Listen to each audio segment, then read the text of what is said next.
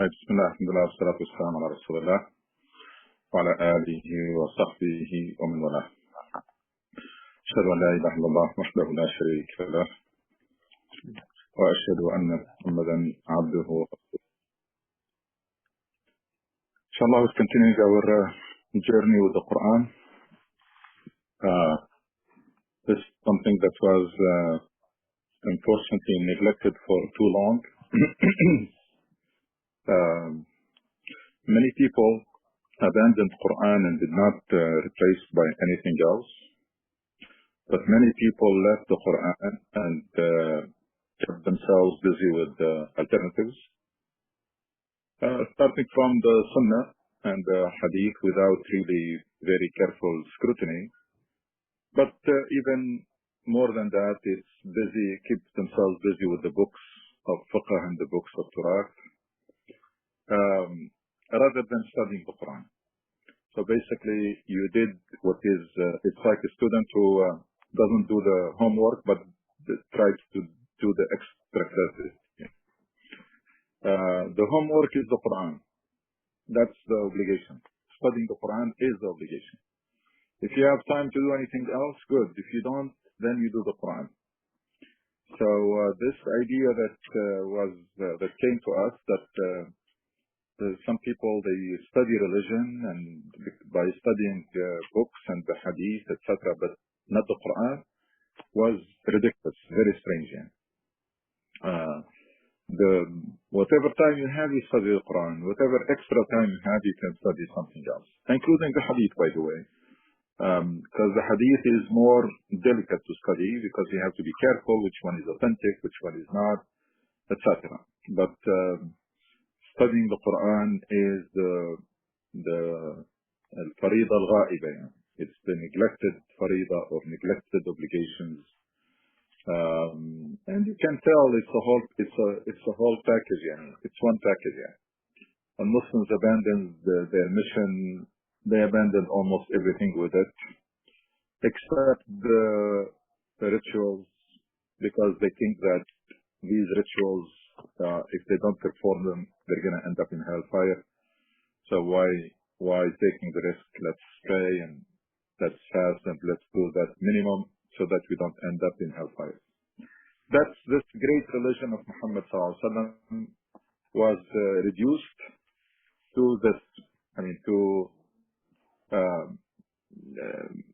minimum list of tasks, or just for me, I don't want to be punished on the day of judgment. Other than that, many people don't even care or bother to understand this wonderful religion. Very empowering, very inspiring.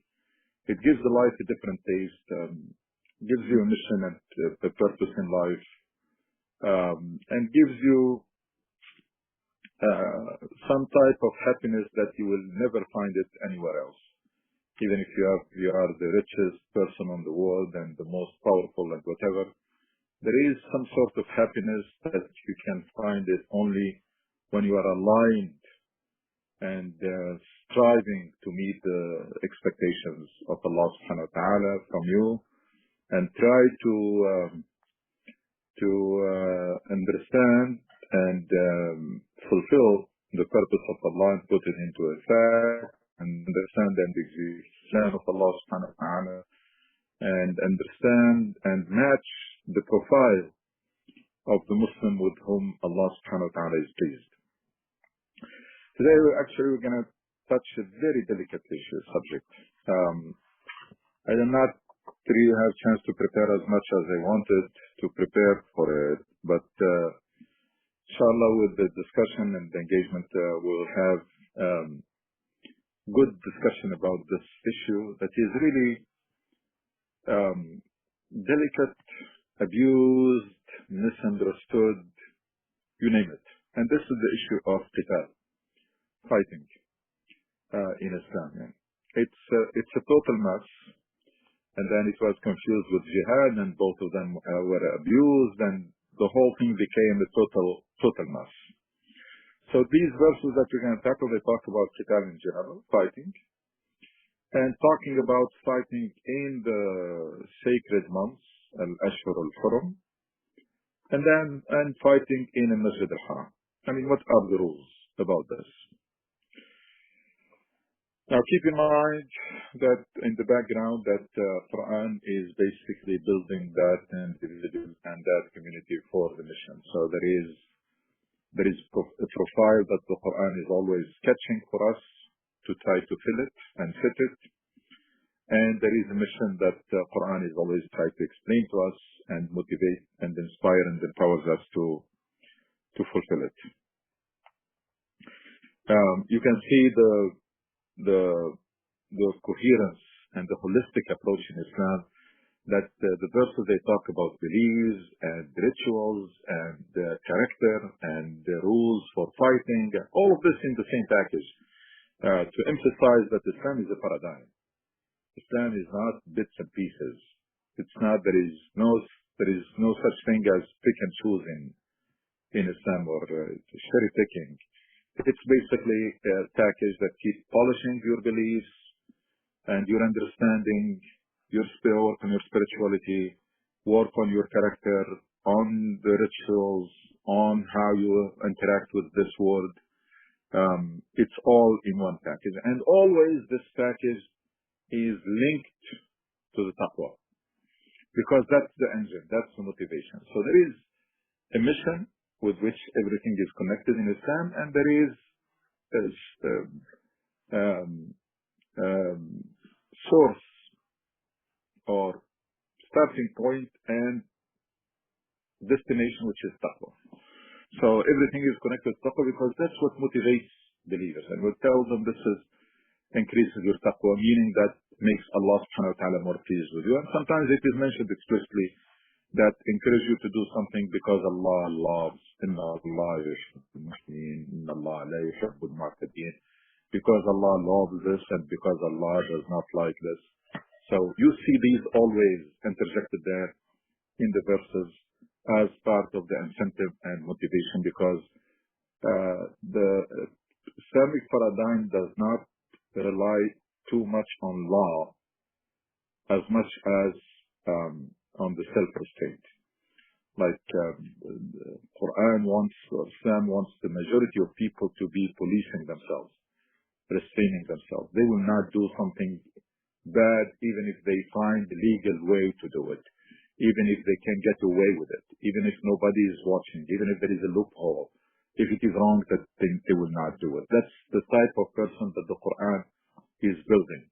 Is someone who lives with, who is mission driven and lives with a certain values and limits that he does not, and he or she does not violate them under any circumstances, not because somebody is watching, not even because the legal consequences, but because not even the punishment on the day of judgment, but because of that concern, because of the love of Allah subhanahu wa ta'ala and reverence and gratitude and the concern that you may not meet the expectation. You may fall short of the expectation. That's something that is very, very serious for the believer. The other thing before we get into the details is this question of they ask you, يَسْأَلُونَكَ. Was repeated in Quran. Companions asking the Prophet ﷺ about things. That tells you that these people understood this deen properly. They were not looking for the bottom line, for the minimum. And then their questions, they were very valid and they were very relevant. You don't find the kind of questions that you see today about very hypothetical situation, and they focus on wudu and tahara and ghusl and etc. They were thinking, their questions are what were much more substantial and much more related to the essence of Islam rather than to. So both somebody who made the commitment, I pledge my life and commit to do whatever it takes to pursue the pleasure of Allah subhanahu wa ta'ala. So I want direction. That's where يَسْأَلُونَكَ. So they come to the Prophet, they're asking for, again, remember that beautiful concept of يَهْدِي بِهِ اللَّهُ مَنِ اتَّبَعَ رِضْوَانَهُ. Allah guides with this those who are seeking his pleasure or pursuing. So they're looking. And I always use the metaphor like when you're driving, you plug the address and you follow the instruction, the direction. Same thing in this deen. You make a commitment to the end result, to the goal, which is to meet Allah while He's pleased with you, and then to be asking, and then you start reading and studying and asking for what is the best way or what are the directions that will get me there. So, Qital. The abuse about fighting, again, it's really amazing. So much abuse. First thing we need to do is to separate Qital from Jihad. These are two different concepts. They literally have nothing to do with one another. So Qital is fighting. Jihad is striving, doing your utmost, doing your maximum. Qital, fighting. So there should be no confusion between the two. Jihad is you can strive in your work, you can strive in your study, you can strive in any endeavor, in any task that you're doing. If you really push your limits and do your maximum, you're striving. Sorry, doing jihad. Qital is fighting. So that's the first thing. Unfortunately, nowadays they are used interchangeably, and that's why many of us find it sometimes hard to talk about jihad, so that it will not, because it was hijacked. There is a concept that was hijacked. Now you mentioned the first thing that comes to the mind of people is terrorism and killing and violence and etc. So it was really very much stained concept. So let's distinguish the two. And I really want us to make an effort to exonerate the concept of jihad from those who hijacked it, and then to bring it back to as something that basically doing your best, doing your utmost, doing your best, and therefore we should not be reluctant or hesitant in using it, because it is again, that's what is expected from someone, from a student, from someone at work, from someone in all your job, in all your duties and roles. You should be striving to do your utmost and to excel in that work or in that role, and therefore you should striving meaning jihad, or jihad meaning striving. And remember the verse in Surah Al-Hujurat, the true believers are the ones who embrace this mission, and they are willing to strive for it. إنما المؤمنون الذين آمنوا بالله ورسوله ثم لم يرتابوا وجاهدوا بأموالهم وأنفسهم في سبيل الله. طبعا أموالهم, whenever they say they strive with their money and their souls, that's like salah and zakat. It's like a symbol that represents, what is more?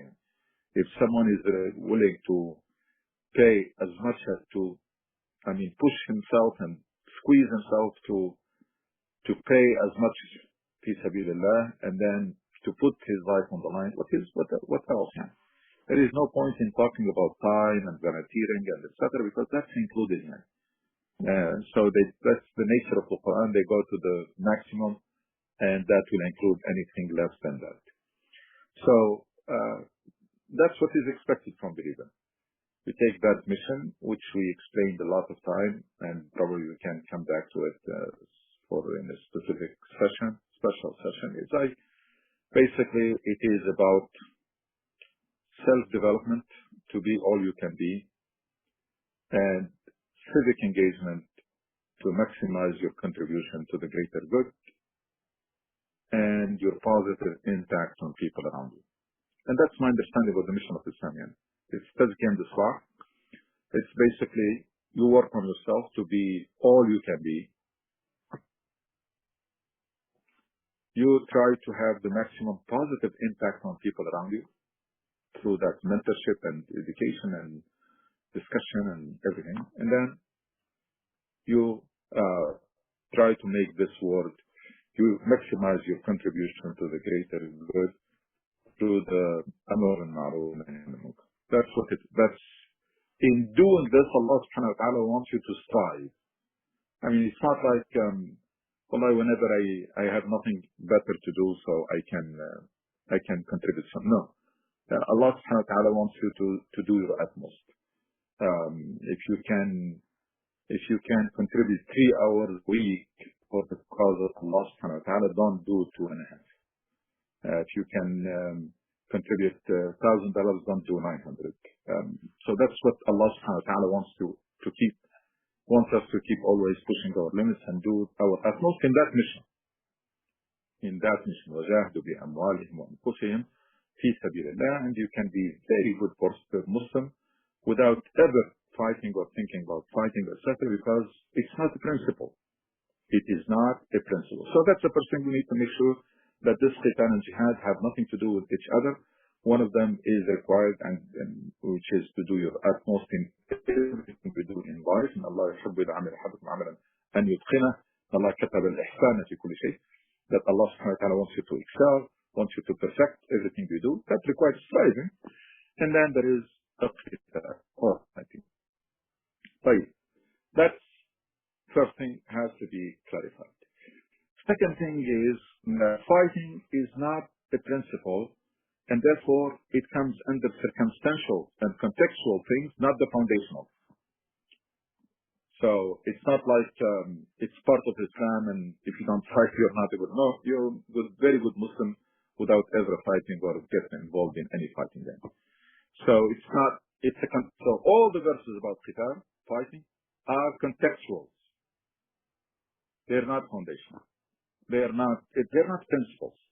It's not like prayers. It's not like, no. It's something that is to be permitted or allowed or to be done under certain circumstances or context. Now, if I want to go more specific, Muslims who are in this country, all the verses of qital do not apply to them at all. You are here you are a citizen.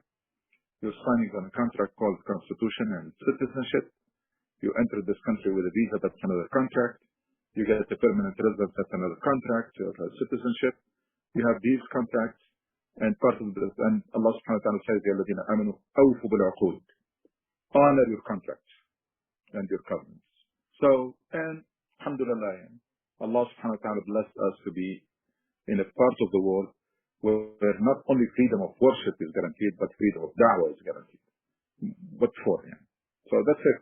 And for Muslims in a country like this, or in Europe, or in any part of the world where this, it's the whole idea does not apply. The verses about qital, you read them and you keep in mind that these are relevant for somebody else, not for me. For me, I'm in a different context, so these verses, it's like you read, for example, the verses about Hajj, if you're not making Hajj, or if you already made Hajj, or whatever. It's the same thing. You read a verse about if you are in the context of necessity, you can drink any alcohol, or you can eat dead meat, or whatever, or pork. And darura, and you are not, so you read the verse as something that applies under another circumstances that I'm not in those circumstances now. So this is also another clarification. Now, the other thing is to understand that, as I said in the beginning, Islam is a holistic approach. It's a paradigm. It's not bits and pieces. That's the biggest disaster that happened, or one of the big disasters that happened. Because when you take that holistic approach, you take the spirit of Islam, not just the word. The spirit of Islam clearly has nowhere, or does not lead anywhere in any way for someone to go and fight someone else. Just like this. Just because they are not Muslims, or because you want to occupy their land, or you want to take them their wealth as spoils. There is no such thing. That's against the spirit of Islam, against the spirit of justice and fairness and kindness and abhorring injustice, etc. That's totally against. So I have to keep that in mind when I'm reading verses. I will not accept someone who tell me that all these verses, all the hadith, whatever, they were superseded by one verse that says fight everywhere and everybody and any time. I'm not going to accept that. That's ridiculous. Yeah. This is a deen. That's not a game. Yeah. There is a spirit. There is an essence of this deen. When you understand, you read between the line and you read the spirit and the maqasid, the goal, what this deen has came to achieve. When you know Allah subhanahu wa ta'ala more, you know that cannot be part of Islam. It cannot be part of Islam that you go and fight people who did not provoke you, did not do anything to you, just like that. So keep this in mind, please, that Islam is a paradigm. Is not, you cannot take one piece of it and then, no. So in that spirit, in that paradigm, I personally, that's my understanding of the deen. This deen is a deen that of peace, meaning that one of the major goals of Islam is to establish peace on earth, not wars. It's the other way around. Even when Allah subhanahu wa ta'ala is asking us to be strong and to gather power, وَأَعَدُّ لَهُمْ مَا اسْتَطَعْتُمْ مِنْ قُوَّةٍ تُرْهِبُونَ بِهِ, to deter people from attacking you. And then the verse continues to say, وَإِنْ جَنَحُوا لِلسَّلْمِ فَاجْنَحْ لَهَا. And then if they opt for peace, go for it. Because that's the purpose. The purpose of that power and strength is to deter them. And after that they attack, and then if they opt for peace, go for it. Of course, we're talking about peace, also another word that was abused. It's nothing to do with the stupid peace they talk about for the Palestine, with people who are occupied and land that is occupied and say let's do peace and do. That's ridiculous. That's another word that was abused. Now we're talking about peace that is built on justice, not. So keep that in mind. That's also very, very important.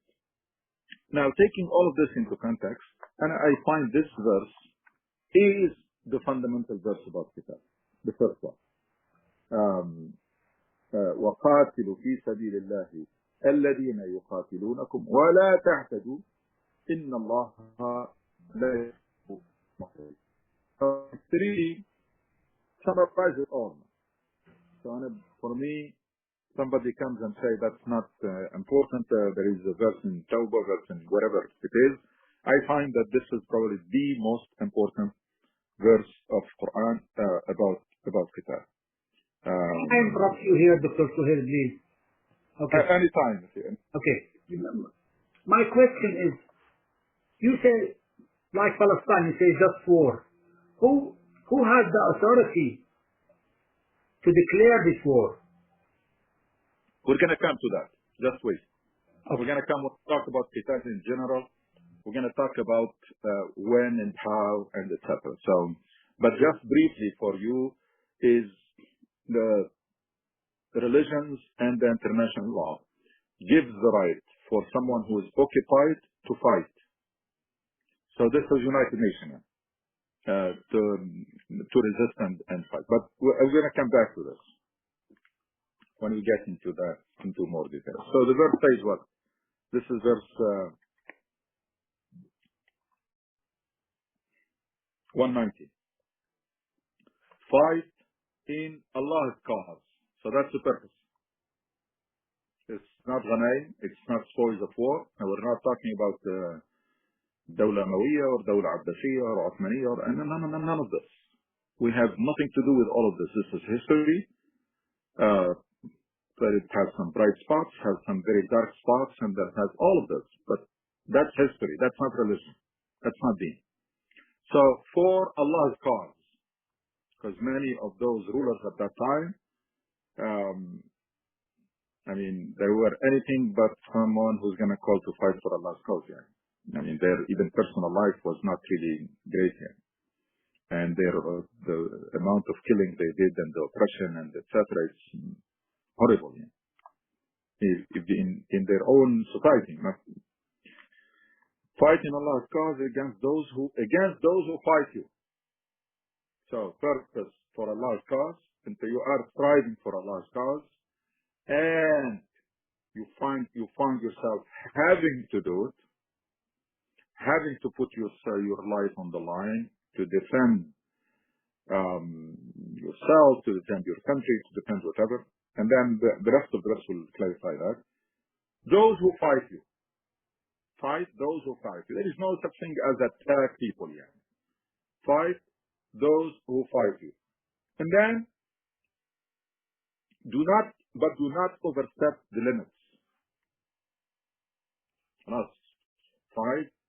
Fighting this verse, and it tells me that fighting is darura in Islam. Do not exceed the limit, because the same principle applies to darura. يعني فمن اضطر منكم غير باغ ولا عاد. And you are in the desert, you're about to die out of thirst, you find only some beer, drink as much as to save your life. Not get indulge in it. Yeah. That's what I تعتدوا. So it tells me this principle, this part of the verse tells me that fighting in Islam is a necessity. It's a darura. It's not a principle. Because it's ولا تعتدوا. Because in the principle, Allah encourages us to do more. When it comes to fasting and praying and qiyam al-layl and infaq, Allah encourages you to do more. There is no such thing as there is a limit, and do not exceed it. Here it says, do not overstep the limits. Why? Because this is necessity. So you are about to die, you find the only thing is a dead meat or a beer or whatever in the desert, you eat or drink as much as to save your life. But don't take advantage of that, or don't abuse it. So do not overstep the limits. And then Quran beautifully talks to believers about the way, again, remember Quran wants us to police ourselves. Tells you Allah does not love those who overstep the limits. Beautiful. Allah, so it's not like it's bad or no, because when believers at that time, you tell them that Allah does not love something, that's the biggest break. That's it. That's the biggest break to restrain themselves. Allah does not love those who overstep the limits. And for me, if I limit myself to this verse, is enough for qitar. That's it. I mean, everything else is going to be details or going to be. This verse tells you the purpose, tells you the limit, and tells you when it's and whom. It's those who fight fi sabilillah, for Allah's cause, those who fight you, and do not overstep the limits. And then concluded in a nice way, Allah does not love those who overstep the limits. Now they say that this verse was revealed after, this is probably the second verse of Qital, after the verse in Surah Al-Hajj, in which Allah subhanahu wa ta'ala says, لِلَّذِينَ يُقَاتَلُونَ بِأَنَّهُمْ ظُلِمُوا وَإِنَّ اللَّهَ عَلَى نَصْرِهِمْ لَقَدِيرٌ الَّذِينَ أُخْرِجُوا مِنْ دِيَارِهِمْ. So Allah subhanahu wa ta'ala in Surah Al-Hajj, إن الله يدافع عن الذين آمنوا إن الله لا يحب كل خوان كفور. That's 38. أذن للذين يقاتلون بأنهم ظلموا وإن الله على نصرهم لقدير. That's 39.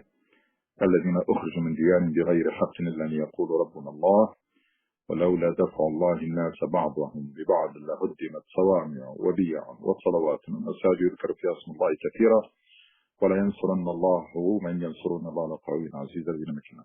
We may even switch to these verses. These are really Surah Al-Hajj. Surah Al-Hajj is Surah 22.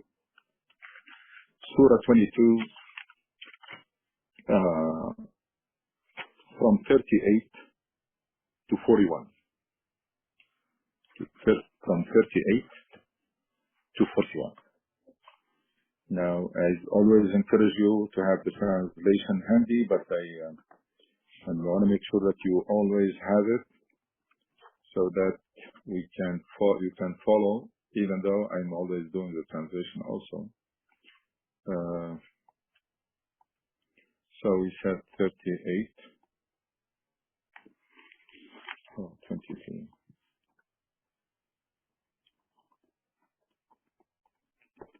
22, it's Anbiya, and then Hajj. 58.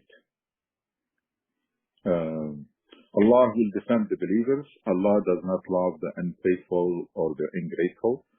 Those who have been attacked are permitted to take up arms. Again, please pay attention to the word are permitted. Udina. Those who have been attacked, you see, fight those who fight you. And here, those who have been attacked are permitted to take up arms because they have been wronged. Allah has the power to help them. Who are those who are permitted? Those who have been driven unjustly from their homes, only for saying, our Lord is Allah. If Allah did not repel some people by the means of others, that's tadafa. If Allah did not repel some people by means of others, many monasteries, churches, synagogues, and mosques, and pay attention to the order here, mosques was the last one mentioned, where Allah's name is much invoked, would have been destroyed if it was not for that permission to push people back. Oppressive regimes and oppressive rulers will eliminate this freedom of worship and freedom of conscience and freedom of expression and all the freedom. Allah is sure to help those who help His cause. Allah is strong and mighty. Those who, when we establish them in the land, just pay attention to this. So you are permitted to take up arms to push people back, and now you are settled. You were الذين إن مكناهم. What do? They keep up prayer, they pay the prescribed alms, they command what is right and forbid what is wrong. That's the norm. That's what they're doing. So qital or fighting is an exception, is a necessity. It is done up to the limit, and then you go back to your mission.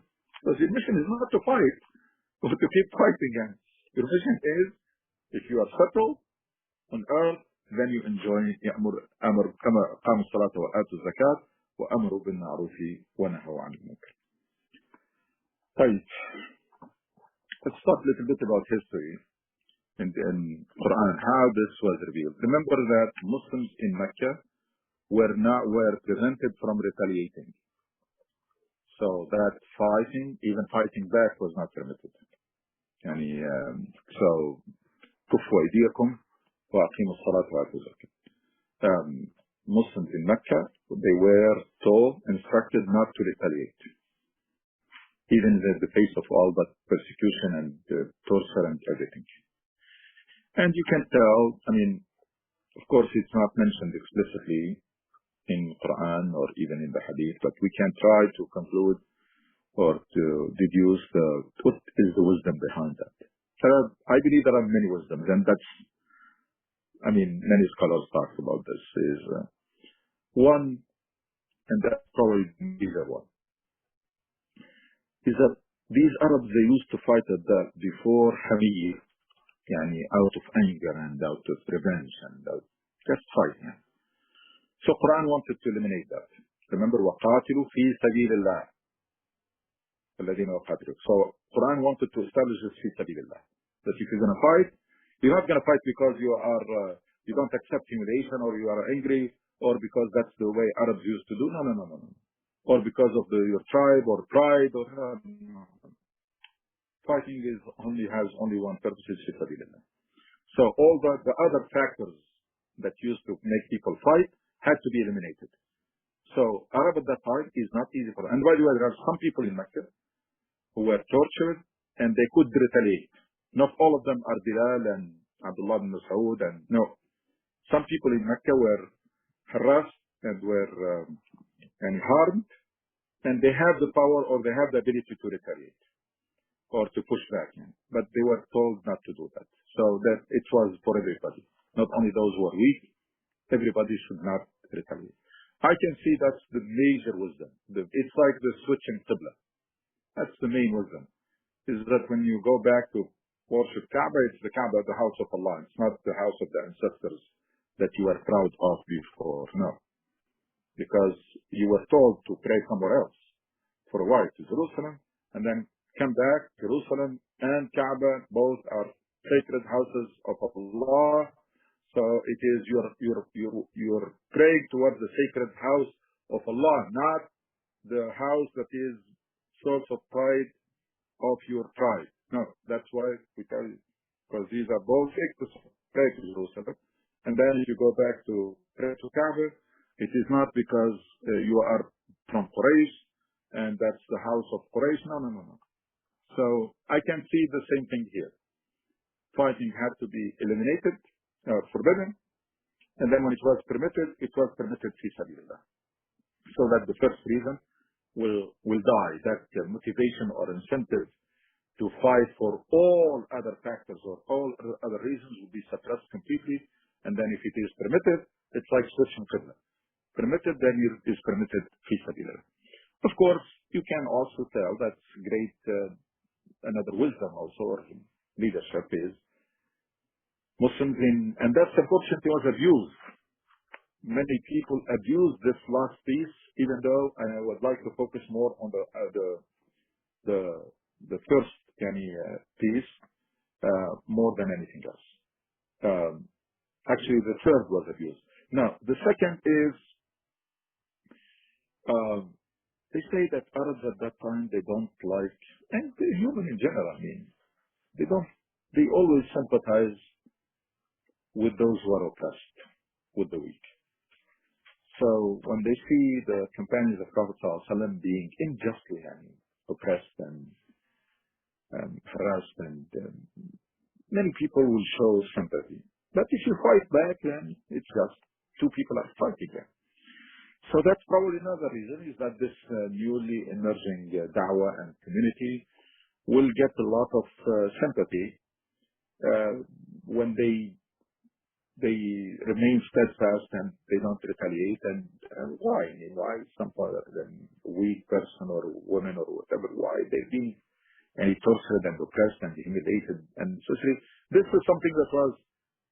Remember, Arabs were at al-fitra, because they are in the desert. There was no civilization. There was nothing. So basically, there are some pieces in their inner nature still remained intact, and one of them is this. That they don't like people to be oppressed or abused again. And the piece that was exaggerated and they built on it, people that it's Muslim because they were weak. That's why they had to accept that. And therefore, if you become strong, then that does not apply. That's very bad. I mean, it's right if you take it with a grain of salt, as they say. If you take it, yes, it's a good leadership, it's a good strategy. But if you take it as you're basically the norm is to fight, but because you could not fight at that time, so you have to accept it, that's bad. And that's unfortunately most radical Muslims and radical organizations and terrorists and etc. They rely on this.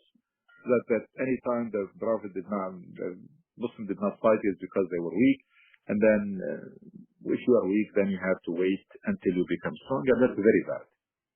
That's allowed people even to violate their covenants and their contracts, etc. Because you go to a country with a visa and you apply and you sign things, etc. And while you have in mind that when you have the opportunity, you're going to do something bad or damage or harm. That's I find that horrible. Yeah. So, Udina, again, permitted. So you can see how Qital was introduced from the beginning as permission, right? So, and then it tells why. Always you can see Qital, fighting, and then why. Zulim. These people, they're over there, fight those who fight you. Here, permitted. It's permitted for those who were wrong. أذن للذين يقاتلون بأنهم ظلموا. Those who have been attacked are permitted to take up arms. And then those were kicked out of their houses. خرجوا من ديارهم بغير حق يقول ربنا الله. And then tells you the purpose again. ولولا دفع الله. Why this permission?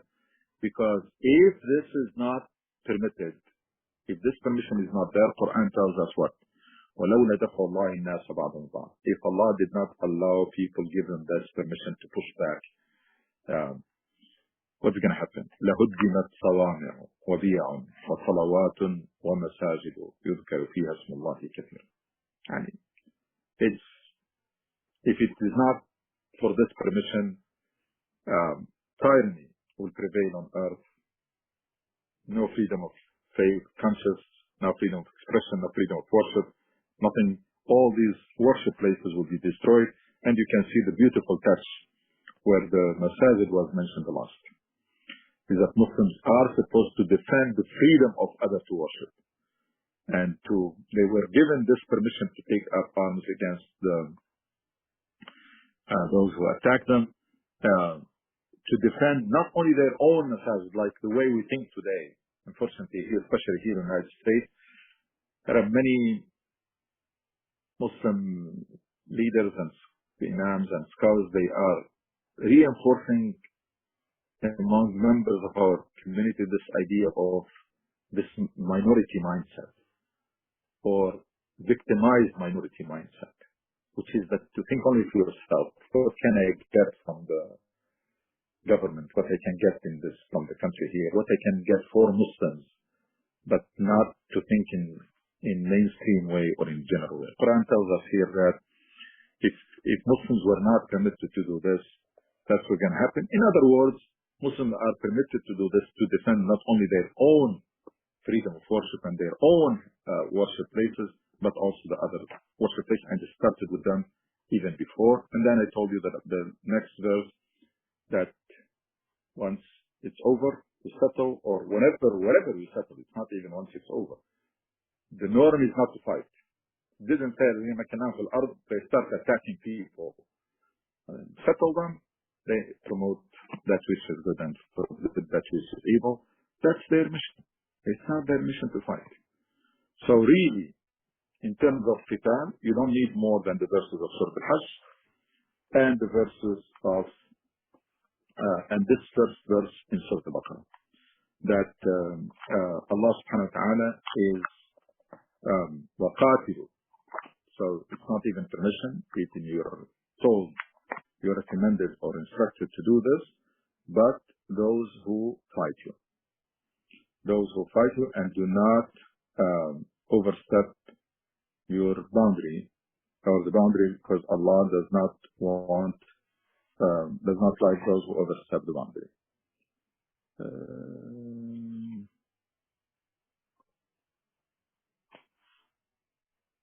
What is it? So, verse, 190. Fight in Allah's cause against those who fight you, but do not overstep the limits. Allah does not love those who overstep the limits. For me, if I'm going to take a principle or general rule for fighting, that's it, this verse. Everything else that we're going to discuss now or in other parts of the Quran are very contextual. That's the principle, fight those who fight you, and then I will get to the question of when it's going to be done and how, because there are many things that have changed. This is no longer tribal society. This is no longer fighting each other and expanding.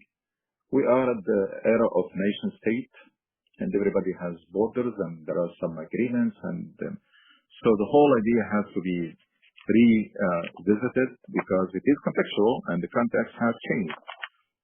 Qital is contextual; it's not a principle. That verse is enough. After we separated from jihad, and then everything else again has to be taken in that context. فاقتلوهم حيث ثقفتموهم وأخرجوهم من حيث أخرجوكم والفتنة أشد من القتل. And for me, all of this is like historical context, talking about the case of Muslims in Medina at that time with Quraysh etc. You cannot extrapolate it or make possible and start applying it everywhere.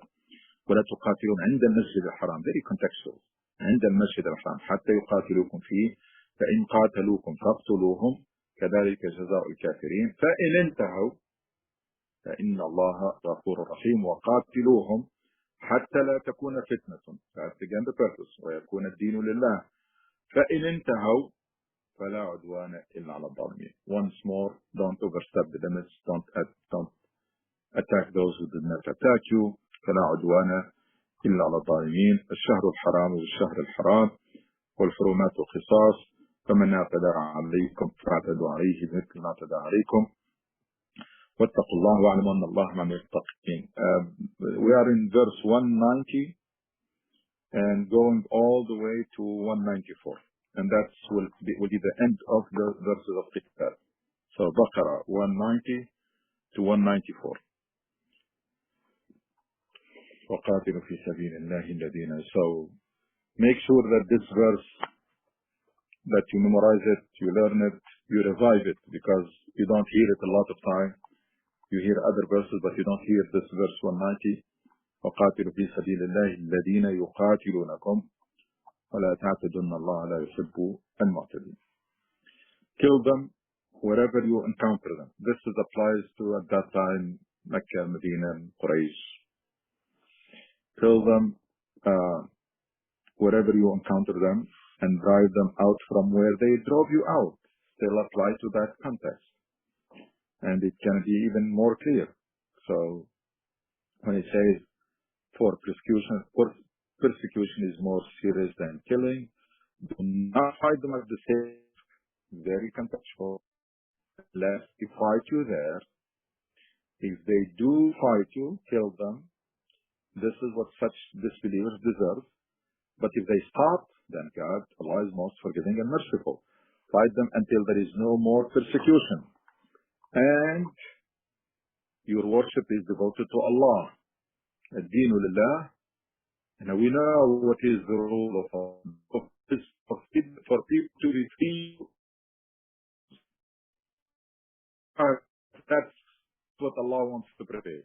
So if there is fusion of that, we can fix it. And then back, it's the Ikram of Deen. It's not like Ikram al-Deen Allah means that everybody becomes Muslim. Well, is forced to become Muslim. No. Until we re-establish that freedom conscious. If they cease hostilities, there can be no further hostility. Except towards aggressors. A sacred month for a sacred month. Violation of sanctity calls for fair retribution. So if anyone commits aggression against you, attack him as he attacked you. But be mindful of Allah and know that He is with those who are mindful of Him. So these are the verses about Qital. So again, all contextual about that time. There was some, these are two countries who were at war. Mecca and Medina at that time, they were in a state of war. They did not even have a treaty yet. We didn't reach Hudaybiyah yet. It's still, واقتلوهم حيث ثقفتموهم وأخرجوهم من الفتنة وشد من القتل ولا تقاتلوا عند المسجد الحرام حتى يقاتلوكم فيه. طيب, there are sacred months and there is sacred place, which is the Masjid al-Haram. These fighting is forbidden even before. That's the rule in that part of the world. Even before Islam, there are the months, the Ashhur al-Hurum, in which they don't fight. But Allah subhanahu wa ta'ala, of course, Quran is very realistic. So don't fight in Masjid al-Haram. Stick to that rules. حتى يقاتلوكم. Muslims are very careful. If you don't give them that permission, it may happen that they will fight them and do not retaliate. So it doesn't know, you don't fight in Masjid al-Haram, but if you're not fighting and somebody is coming to attack you, you have the permission because they started the violation. They violated that rule, that is accepted rule, is not to fight in Masjid al-Haram and not to fight in Ashhur al-Hurum. فلا تقاتلون حتى يقاتلوكم فيه. So if you happen to be in the sacred mosque, and there should be no qital in the sacred mosque, and somebody attack you, of course you are permitted to push back. فَإِنْ قَاتَلُوكُمْ فَاقْتُلُوهُم. So if they fight you, then you have the permission to push back. And then again, فَإِنْ انْتَهُوا. So always no abuse, no overstepping limits. وَقَاتِلُوهُمْ حَتَّى لَا تَكُونَ فِتْنَةٌ وَيَكُونَ الدِّينُ لِلَّهِ. الدِّينُ لِلَّهِ is this. I mean, it is meant for people to have that freedom, because there was a lot of abuse in Mecca at that time. A lot of abuse of people. There are people are not free to worship, and they're not free to, and these are only basically it's the same tribe. And again, فَإِنْ انْتَهَوْا فَلَا عُدْوَانَ عَلَى الظَّالِمِينَ. You can see انتهوا ولا تعتدوا ولا عدوان, etc. It's all about reinforcing that idea that this qital, fighting, is a necessity or darura. It's the last resort, and it's done for the right purpose and within the limits. The same thing applies for the sacred months. So sacred mosque, where fighting normally is not permitted, and then the same thing for the sacred months. Shahr al-Haram with Shahr al-Haram means that you are in the sacred month and you are abiding by it, but somebody else is violating, so that violation should be met with violation. So again, you are permitted. If somebody attacks you in al-Ashhur al-Hurum, so either the timing or the place where fighting was normally forbidden. Allah subhanahu wa ta'ala tells you that if you are attacked, you are permitted. Ashhur al-Hurum, Dhul Qa'dah, Dhul Hijjah, al-Muharram, and Rajab. So 4 months, 3 months consecutive, and 1 month. 1 month. Shahr al-Haram, Shahr al-Haram, wal-Hurumat qisas. Again, same thing. Hurumat qisas, fair retribution, things that are usually protected by the law, but if someone abuses those hurumat, then you have the right for fair retribution. Hurumat qisas. Verse so clear, والله, so clear Quran. فمن اعتدى عليكم فاعتدوا عليه بمثل ما اعتدى عليكم. فمن اعتدى عليكم, someone attacked you, you are permitted to push back or to retaliate to just in a fair retribution. فاعتدوا عليه بمثل ما اعتدى عليكم واتقوا الله واعلموا أن الله مع المتقين. Again, it's all about taqwa. إن الله لا يحب المعتدين فلا عدوان إلا على الظالمين. When Allah subhanahu wa ta'ala calls it عدوان, abuse, that's something that believers will not do. And then واتقوا الله فمن اعتدى عليكم فاعتدوا عليه بمثل ما اعتدى عليكم واتقوا الله. Even if you have a way to deceive people or cheat or fool people, and there are some loopholes and you can abuse, remember that you're dealing with Allah. Stop at your limits. Don't exceed your limits. Because nowadays, people can wage an unjust war, then they can project it or portray as a just war. No. They were dealing with Allah. وَاتَّقُوا اللَّهَ وَاعْلَمُوا أَنَّ اللَّهَ مَعَ الْمُتَّقِينَ. And always, of course, Muslims, especially at that time, they know that not only they are doing all of this for Allah, but also they know their limitation in terms of number and power, and that if it's not with the help of Allah subhanahu wa ta'ala, they will never be victorious. So there is an extra reason for them to be very strict following the rules of Allah, because they are relying on Allah subhanahu wa ta'ala exclusively. وَلَا يَنْصُرَنَّ يَنْصُرْ. So, and that's why you find أعلم أن الله مع المتقين واتقوا الله. They will be taken very seriously. First of all, because that's normally. Also in this case, they are relying on Allah subhanahu and on his help, and his help is conditional, that you do things according to his will. All right. If there are any questions, or we can touch a little bit on the question of Abdullah. So, normally this is another thing that probably I did not emphasize enough is that anything that happened after Muhammad sallallahu alaihi wasallam, after Prophet Muhammad sallallahu alaihi wasallam, is not a deen. It's a history, and it's ijtihad. So we should not rely on it, especially after Khulafa al-Rashidin. After Khulafa al-Rashidin became pure history, and history is only good for lessons. We cannot do that again. We cannot say that I'm going to do this because Dawla al-Uthmaniyya did this, or Dawla al-Amawiyya did this, or Dawla al-Abbasiyya did this. I mean, it's not acceptable Islamically. That's not the source of guidance.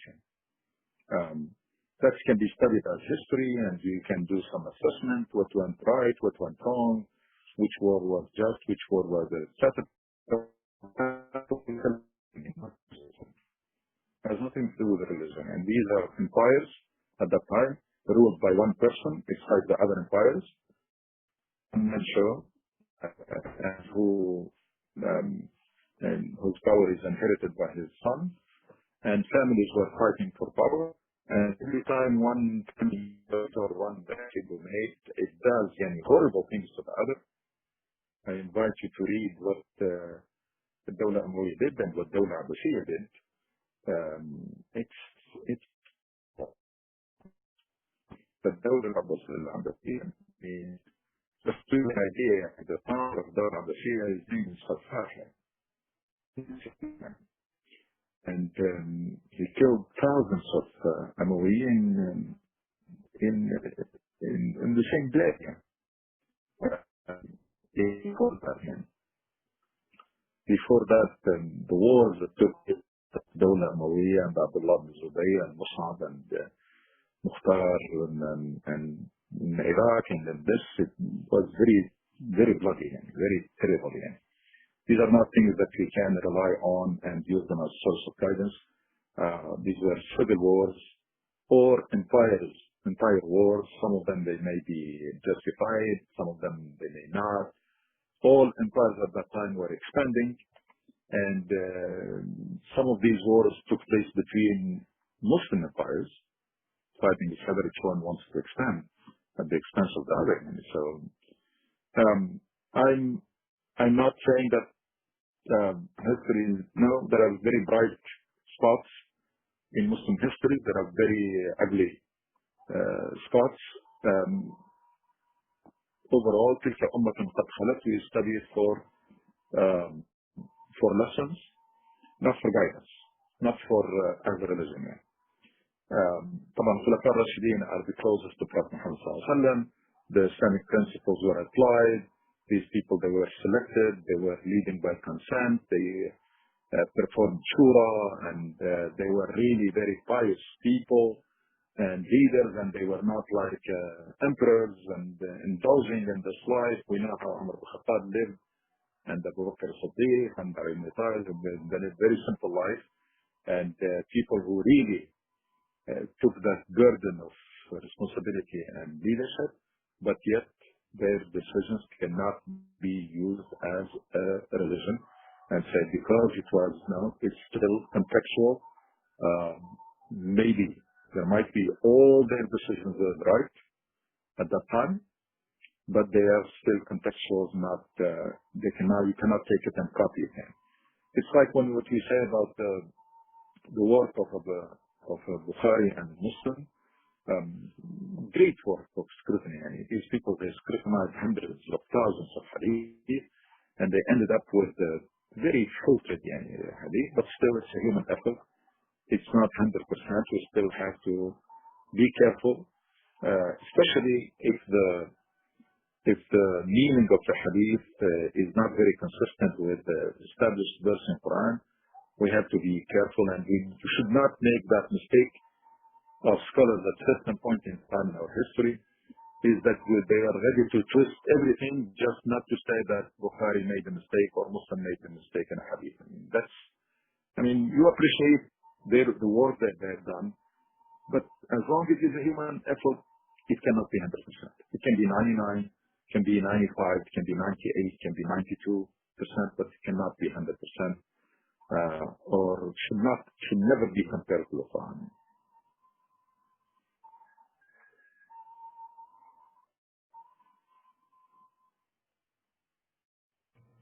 Any questions? Assalamu alaikum.